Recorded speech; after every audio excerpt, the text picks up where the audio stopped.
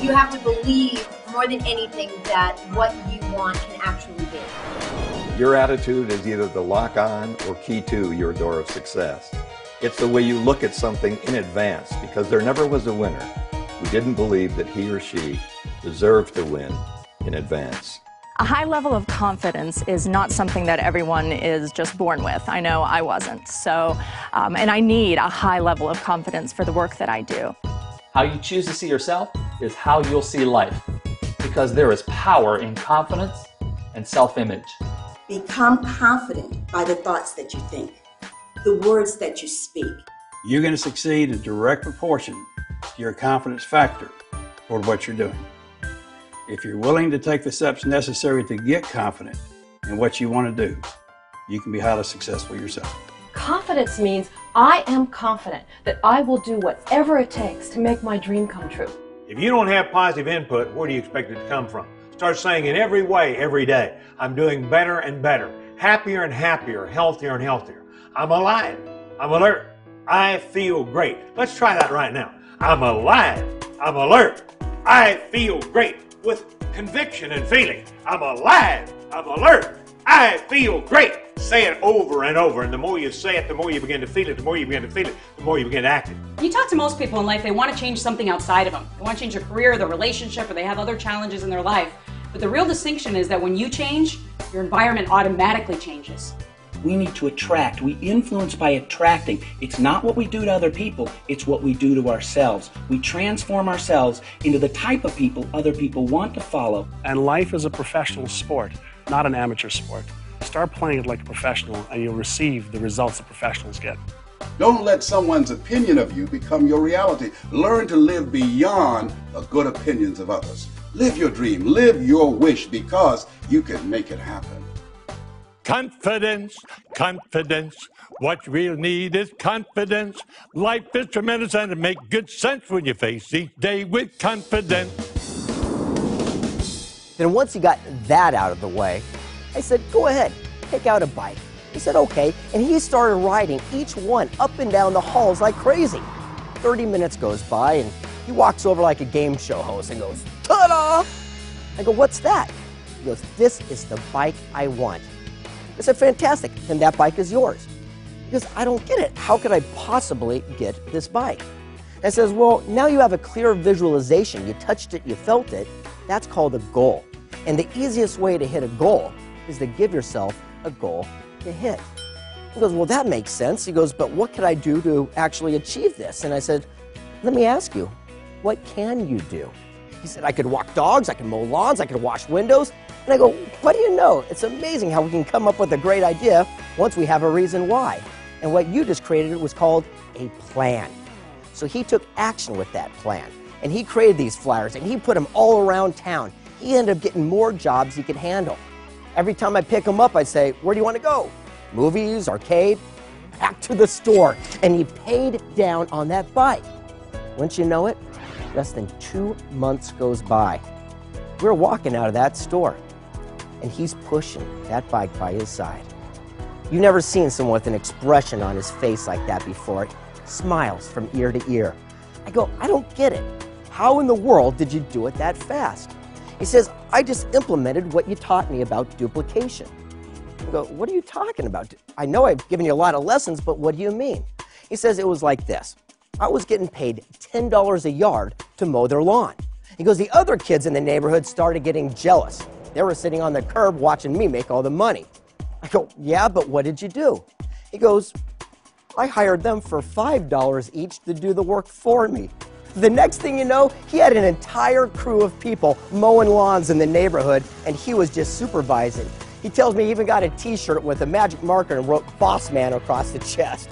He was incredible, and I was pushing it. I go, man, you little rascal, that's a great, great story. And we're pushing it out and loading it into the back of the trunk. I said, how are you feeling right now? Titanic was out. He goes, king of the world! I go, great. I go, you're feeling pretty confident. Absolutely. I looked at him and I said, let me ask you something. He goes, what? I go, how would you like it if someone stole that bike from you like you did before? Oh, that hit home. From that point forward, he decided not to get in trouble anymore. In fact, he turned his entire life around and started mentoring other kids within the community. So much so that our local TV station came out and did a report on him, the most outstanding young man who turned his life around.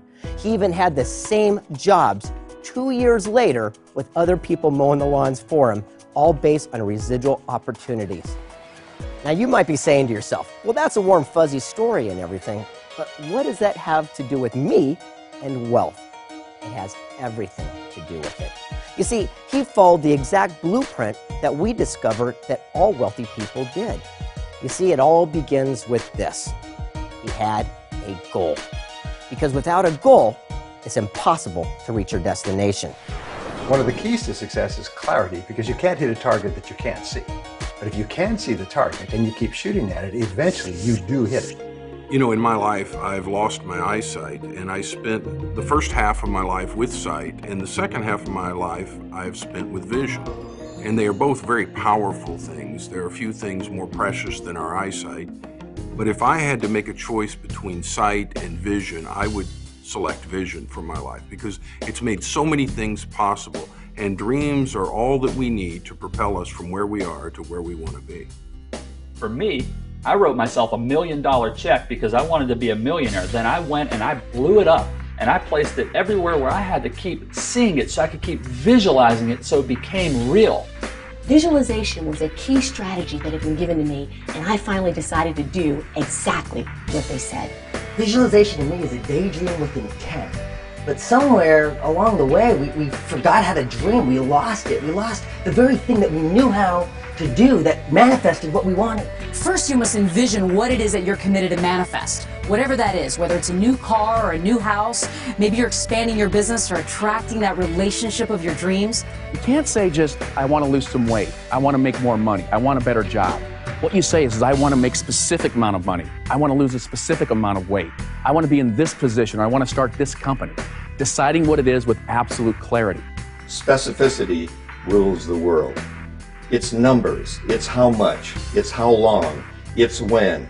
You got to put it in concrete so that your mind can get a hold of it, because the mind is the most incredible biocomputer ever created. And it doesn't deal in vague, it deals in specific.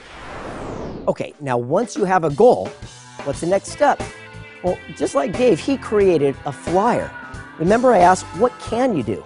So many people focus on what they can't do or what they shouldn't say or where they shouldn't go.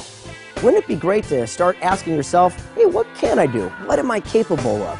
What could I do with my life without limitations? So Dave made his flyer. Remember, he'd walk dogs, wash windows, he'd mow lawns. He'd do whatever he had to do, and that's called a plan.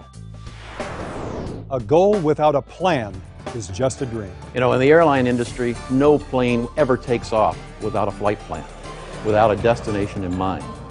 And if you were to leave from the airport and deviate by 1 degree, you could miss the destination by 1,000 miles. Same thing can happen in your own life. File your flight plan, stick to it. Imagine driving from Los Angeles all the way to New York City without a road map.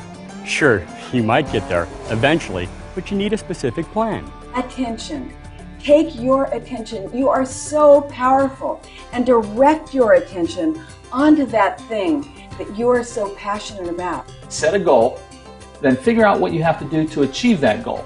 Then make a plan and take consistent daily action. And then each day, wake up with specific things you're going to do today to accomplish a small part of a big goal. You know, we wouldn't go to the grocery store without a list, so we don't waste our time, effort, and energy in the grocery store. And people spend more time planning their 3-day weekend than they do what are they going to do for the rest of their lives. You know, everyone has goals, but they spend more time planning a party than they do their life. Then you need to have a strategy. Imagine a group of construction workers trying to build a house with no blueprints. That would be crazy. So if you need clear, specific, defined blueprints to build a house, wouldn't you think that you need clear blueprints for your life? Now, once you got the goal, and once you have a roadmap, a plan to get there, you need step 3. And step 3 is my favorite part, because David did something special. He did something, and that's called action.